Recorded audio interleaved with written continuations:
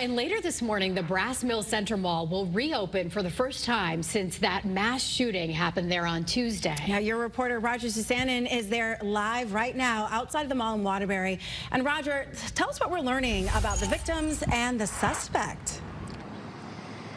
Yeah, good morning, ladies. There is a lot going on. A lot of details continue to pour in, and almost all of them are pretty unsettling. Police again tell us that this started as a beef between two men, and they claim that one of those men, 19-year-old Taywan Washington, eventually pulled out a pistol and started shooting, eventually shooting 5 people. And now, this morning, the mall is set to finally reopen, even as the investigation and the criminal case continue. Now, yesterday, Washington faced a judge, walked into the courtroom for the very first time in this case. He basically stood in stone silence the whole time, but his lawyer admits that Washington shot up the mall, but he argues he was trying to defend himself and that a mob of people were waiting to jump him outside Brass Mill Center. Police, though, say Washington had no reason to shoot 5 people, 1 man and 4 women who are all in their teens or 20s right near the mall's main entrance. 2 of those victims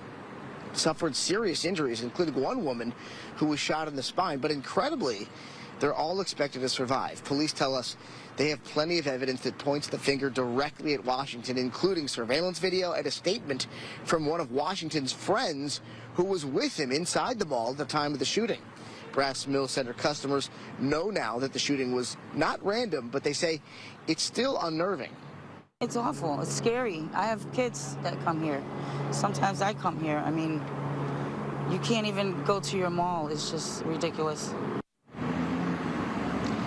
Now, mall leaders do insist that the businesses here are completely safe. They say they'll also look into ways to improve security. But again, this was not a random shooting, and the suspect is now behind bars. Washington, by the way, faces a long list of charges. He's being held on a $2 million bond. The mall is set to reopen this morning at 10. Reporting live in Waterbury this morning, I'm your reporter, Roger Susanen, Channel 3 Eyewitness News.